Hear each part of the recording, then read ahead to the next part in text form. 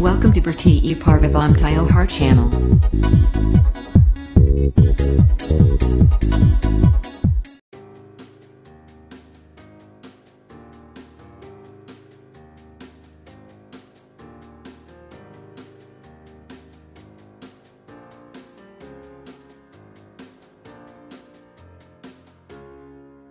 नमस्कार भक्तों, आज हम अपने इस चैनल पर आपके लिए देवशयनी एकादशी, जिसे पद्मा एकादशी भी कहा जाता है, की व्रत कथा लेकर प्रस्तुत हुए हैं।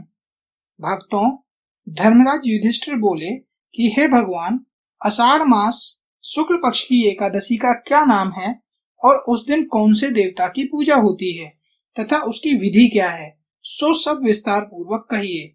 श्री भगवान कृष्ण बोले कि हे राजन, एक समय नारद जी ने ब्रह्मा जी से यही प्रश्न पूछा था। तब ब्रह्मा जी बोले कि हे नारद जी, तुमने कलयुगी जीवों के उद्धार के लिए सबसे उत्तम प्रश्न किया है, क्योंकि एकादशी का व्रत सब व्रतों में श्रेष्ठ है। इसके व्रत से समस्त पाप नष्ट हो जाते हैं। इस एकादशी का नाम पद्मा है। इसके व्रत करने से विष्णु भगवान प्रसन्न होते हैं। मैं यहाँ एक पौराणिक कथा कहता हूँ, ध्यान पूर्वक सुनो। सूर्यवंशी मानधाता नाम का एक राजा था।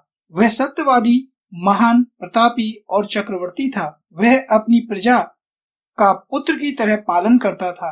इसकी समस्त प्रजा धन धान्य से परिपूर्ण थी और सदैव सुख पूर्वक रहती थी। उसके राज्य में कभी अकाल नहीं पड़ता था। एक समय राजा के राज्य में 3 वर्ष जल न बरसा, जिससे राज्य में अकाल पड़ गया और राजा अन्न की कमी के कारण अत्यंत दुखी रहने लगा। राज्य में यज्ञ होने बंद हो गए।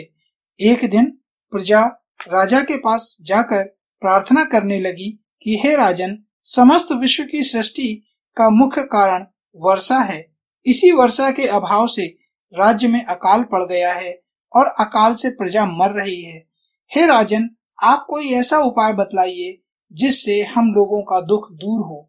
इस पर राजा मानधाता बोला कि आप लोग ठीक कह रहे हैं। वर्षा के न होने से आप लोग बहुत दुखी हैं। राजा के पापों के कारण ही प्रजा को दुख भोगना पड़ता है।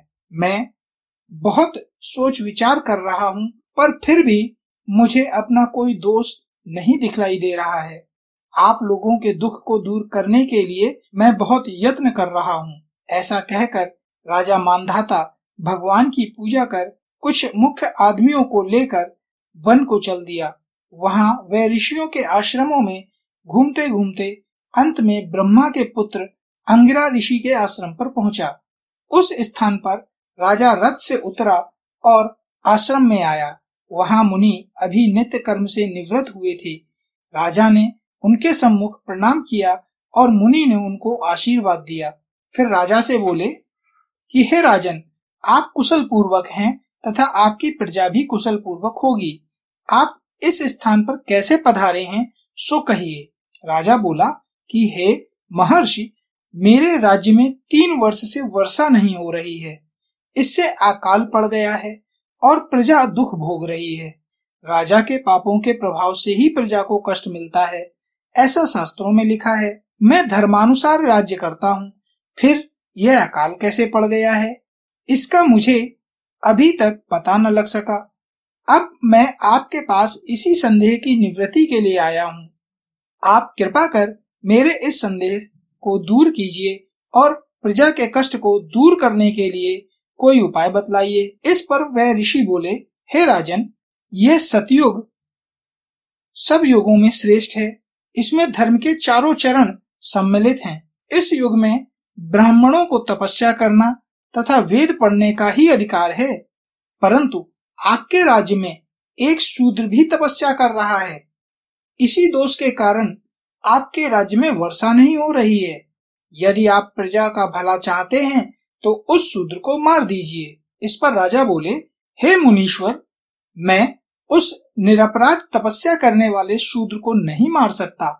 आप इस दोष से छूटने का कोई अन्य उपाय बतलाइए। तब ऋषि बोले कि हे राजन, यदि तुम ऐसा ही चाहते हो तो आषाढ़ मास के शुक्ल पक्ष की पद्मा एकादशी का विधि पूर्वक व्रत करो।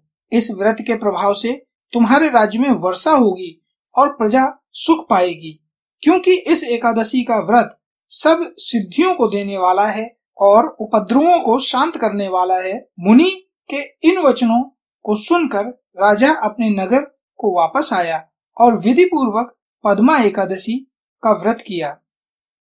उस व्रत के प्रभाव से राज्य में वर्षा हुई और मनुष्यों को सुख पहुंचा। इस एकादशी को देवशयनी एकादशी भी कहते हैं। इस व्रत के करने से विष्णु भगवान प्रसन्न होते हैं, अतः मोक्ष की इच्छा करने वाले मनुष्यों को इस एकादशी का व्रत करना चाहिए। चातुर्मास व्रत भी इसी एकादशी व्रत से शुरू किया जाता है। कुंती पुत्र युधिष्ठिर बोले कि हे भगवान, विष्णु भगवान का शयन व्रत किस प्रकार किया जाता है, तो सब कृपा पूर्वक कहिए। श्री कृष्ण बोले कि राजन, मैं आपको विष्णु के शयन का व्रत बताता हूँ। अब आप ध्यान पूर्वक सुनिए।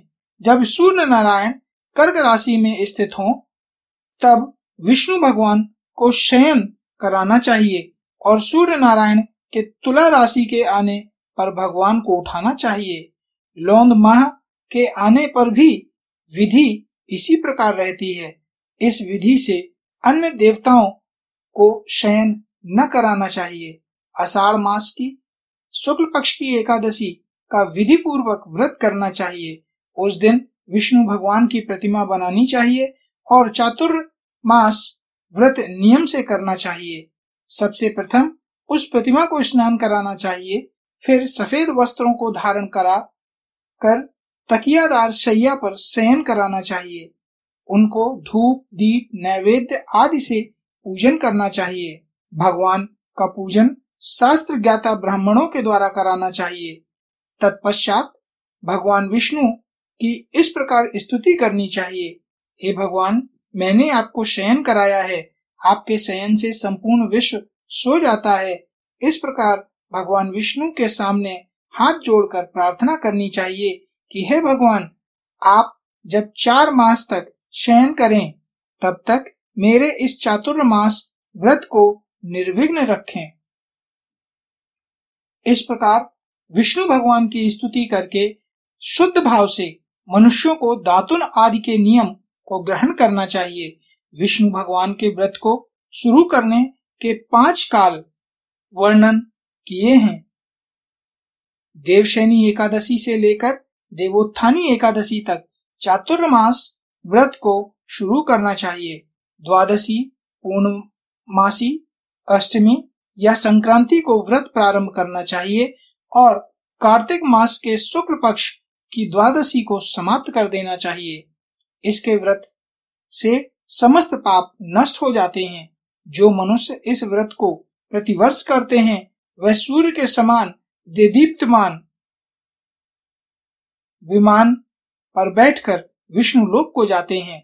हे राजन, अब आप इसका पृथक पृथक फल सुने। जो मनुष्य देव मंदिरों में रंगीन बेल बनाता है, उसे 7 जन्म तक ब्राह्मण की योनि मिलती है। जो मनुष्य चातुर्मास के दिनों में विष्णु भगवान को दही, दूध, घी, शहद और मिश्री के द्वारा स्नान कराता है, वह वैभवशाली होकर सुख भोगता है। जो मनुष्य श्रद्धा पूर्वक भूमि, स्वर्ण, दक्षिणा आदि ब्राह्मणों को देता है, वह स्वर्ग में जाकर इंद्र के समान सुख भोगता है। जो विष्णु भगवान की स्वर्ण प्रतिमा बनाकर धूप, दीप, पुष्प, नैवेद्य आदि से भगवान की पूजा करता है, वह इंद्रलोक में जाकर अक्षय सुख भोगता है। जो मनुष्य चातुर्मास के अंदर नित्य प्रति तुलसी जी भगवान को अर्पित करता है या स्वर्ण की तुलसी अर्पित करता है, वह स्वर्ण के विमान पर बैठकर विष्णु लोक को जाता है। जो मनुष्य विष्णु भगवान की धूप दीप से पूजा करते हैं, उनको अनंत धन मिलता है। जो मनुष्य इस एकादशी से कार्तिक के महीने तक विष्णु की पूजा करते हैं, उनको विष्णु लोक की प्राप्ति होती है। इस चातुर्मास व्रत में जो मनुष्य संध्या के समय देवताओं तथा ब्राह्मणों को सोने के काम में वस्त्र देते हैं वह विष्णुलोक को जाते हैं। जो मनुष्य भक्ति पूर्वक भगवान का शरणामृत लेते हैं वह इस संसार के आवागमन के चक्र से छूट जाते हैं। जो विष्णु मंदिर में नित्य प्रति 108 बार गायत्री मंत्र का जाप करते हैं वह पापों में लिप्त नहीं होते। जो मनुष्य पुण्य तथा धर्मशास्त्र को सुनते हैं और जो मनुष्य पुराण तथा धर्मशास्त्र को सुनते हैं और वेद पाठी ब्राह्मण को वस्त्रों का दान करते हैं वे दानी, ज्ञानी और कीर्तिमान होते हैं। जो मनुष्य भगवान या शिव जी का स्मरण करते हैं वह पापों से रहित होकर गुणवान बनते हैं। जो मनुष्य सूर्य नारायण को अर्घ देते हैं और समाप्ति में गौदान करते हैं उनकी पूरी आयु को स्वस्थ देह प्राप्त होती है तथा कीर्ति, धन और बल पाते हैं। चातुर्मास में जो मनुष्य गायत्री मंत्र द्वारा तिल से होम करते हैं और चातुर्मास समाप्त हो जाने पर तिल का दान करते हैं उनके समस्त पाप नष्ट हो जाते हैं और निरोग शरीर मिलता है तथा सुपात्र संतान प्राप्त होती है। जो मनुष्य चातुर्मास व्रत में अन्न से होम करते हैं और समाप्त हो जाने पर घी, घड़ा और वस्त्रों का दान करते हैं वह ऐश्वर्यशाली होते हैं। जो मनुष्य तुलसी जी को धारण करते हैं और अंत में विष्णु भगवान के निमित्त ब्राह्मणों को दान करते हैं वह विष्णु लोक को जाते हैं। और जो मनुष्य चातुर्मास व्रत में भगवान के शयन के उपरांत उनके मस्तक पर नित्य प्रति दूध चढ़ाते हैं और अंत में स्वर्ण की दूर्वा दान करते हैं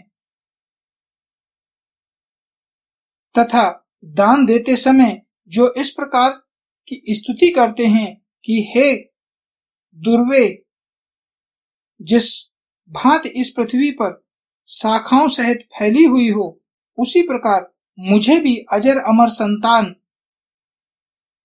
दो। ऐसा करने वाले मनुष्य के सब पाप छूट जाते हैं और अंत में स्वर्ग को जाते हैं। जो शिव जी या पुराण या विष्णु भगवान के देवालय में गान करते हैं उन्हें रात्रि जागरण का फल मिलता है। जो मनुष्य चातुर्मास व्रत करते हैं उनको उत्तम ध्वनि वाला घंटा दान करना चाहिए। इस प्रकार स्तुति करनी चाहिए, हे भगवान, हे जगतपति, आप पापों का नाश करने वाले हैं। आप मेरे योग्य कार्यों को न करने योग्य कार्यों को करने से जो पाप उत्पन्न हुए हैं उनको नष्ट कीजिए। चातुर्मास व्रत के अंदर जो नित्य प्रति ब्राह्मणों का चरणामृत पान करते हैं वे समस्त पापों तथा दुखों से छूट जाते हैं और वे आयुवान, लक्ष्मीवान होते हैं। चातुर्मास व्रत के समाप्त हो जाने के बाद ही गौदान करना चाहिए। यदि गौदान न कर सको तो वस्त्र दान अवश्य करना चाहिए। जो ब्राह्मणों को नित्य प्रति नमस्कार करते हैं उनका जीवन सफल हो जाता है और समस्त पापों से छूट जाते हैं। चातुर्मास व्रत की समाप्ति में जो ब्राह्मणों को भोजन कराता है उसकी आयु तथा धन की वृद्धि होती है।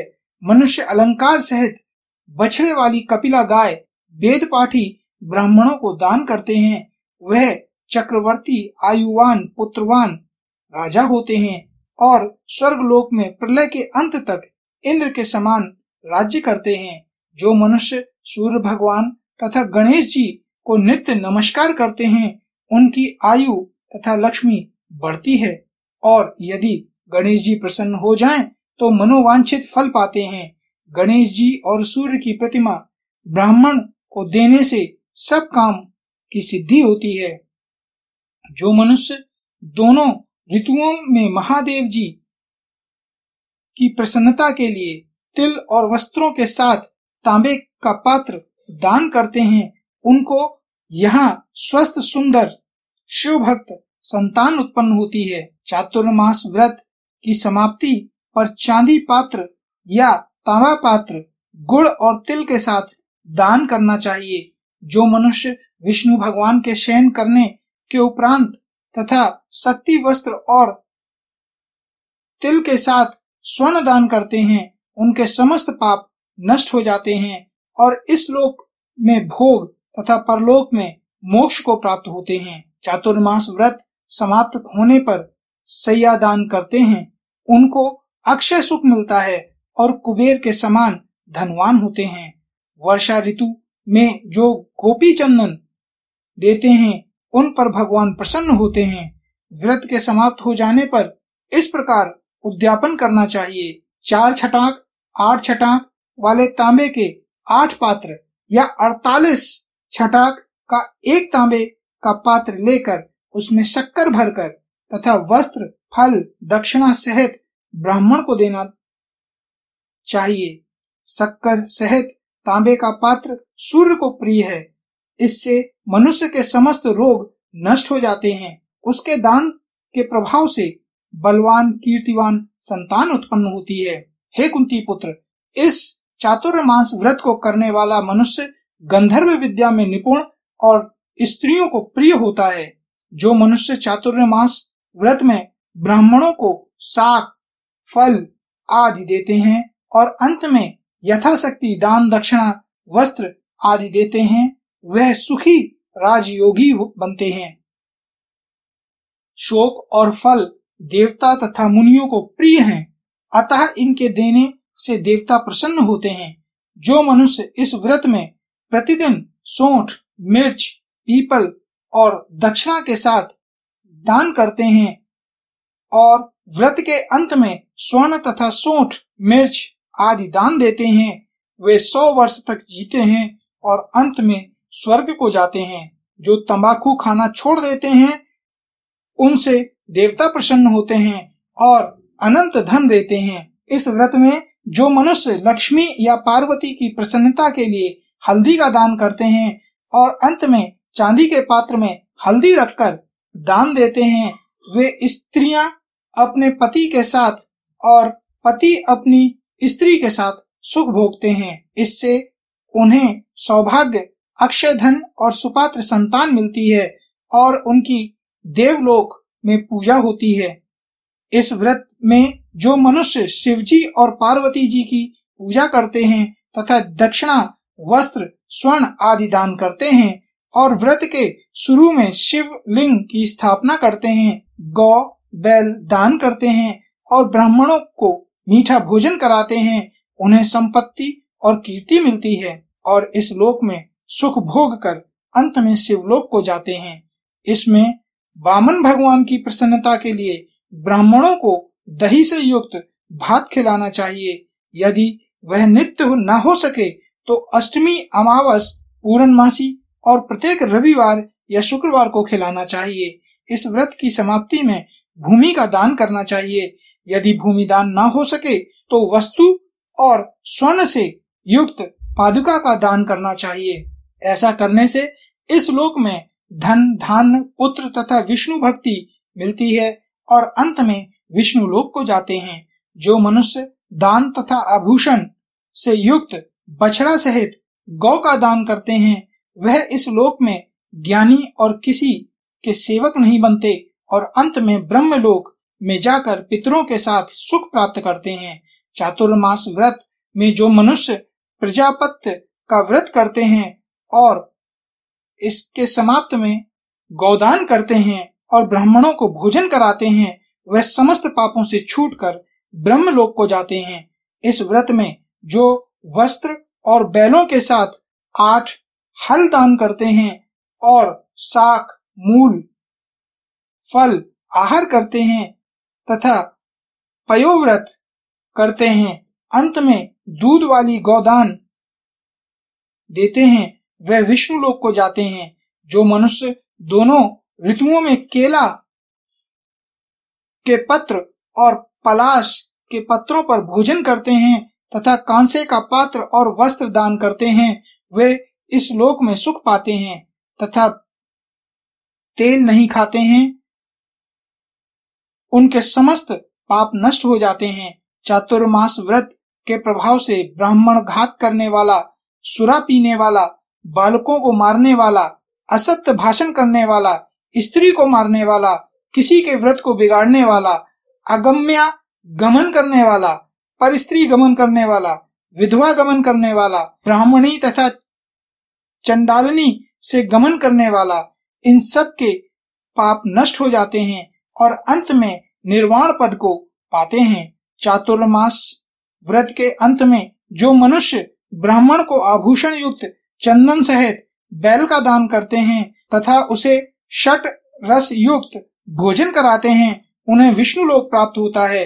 जो मनुष्य भगवान के सहन करने पर नित्य प्रति रात्रि जागरण करते हैं तथा अंत में ब्राह्मणों को भोजन कराते हैं उन्हें शिवलोक की प्राप्ति होती है।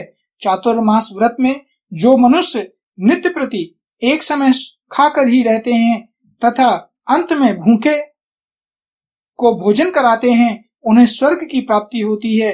जो मनुष्य भक्ति पूर्वक भगवान की पूजा करते हैं वह विष्णु लोक को जाते हैं।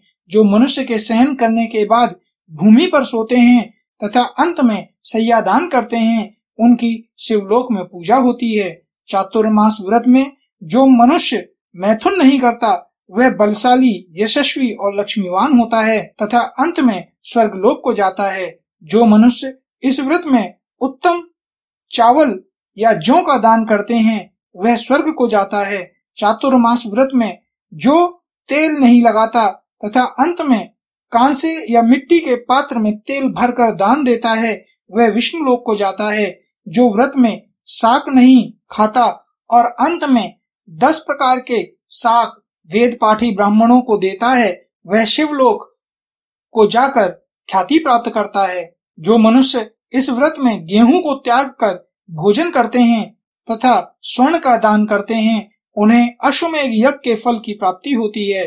जो मनुष्य इस व्रत में अपनी इंद्रियों का दमन करते हैं उसे अश्वमेध यज्ञ का फल मिलता है। जो मनुष्य श्रावण में शाक, भादों में दही, कुंवार में दूध और कार्तिक में दाल का त्याग कर देते हैं उन्हें निरोगी काया प्राप्त होती है। जो स्नान करके भगवान की पूजा करते हैं वह हरि लोक को जाते हैं। जो मनुष्य इस व्रत में मीठा, खट्टा, कड़ुआ पदार्थ का त्याग कर देता है वह समस्त दुर्गुणों से छूटकर स्वर्ग को जाता है। जो मनुष्य इस व्रत में चंद्रावण व्रत करते हैं वह स्वर्ग लोक को जाते हैं। जो मनुष्य इस व्रत में एकमात्र दूध पर ही निर्वाह करते हैं उनका वंश प्रलय के अंत तक चलता है। जिस दिन भगवान शयन से उठते हैं उस दिन ब्राह्मणों को दान, वस्त्र और भोजन देना चाहिए। यह समस्त दान वेद पाठी धार्मिक ब्राह्मण को देना चाहिए। चोरी करने वाला, मद्यपान करने वाला, अगम्या गमन करने वाला, अधर्मी, शास्त्रों का निरादर करने वाला, मिथ्या बोलने वाला तथा अन्य त्याज्य करने वाले ब्राह्मणों को दान देने से उल्टा पाप लगता है तथा नरक की प्राप्ति होती है। मित्रों, हमारे इस चैनल पर आपको दी गई जानकारी यदि लाभदायी प्रतीत हुई हो और आपका ज्ञान वर्धन हुआ हो तो हमारे इस चैनल को लाइक करें, सब्सक्राइब करें तथा शेयर करें। धन्यवाद।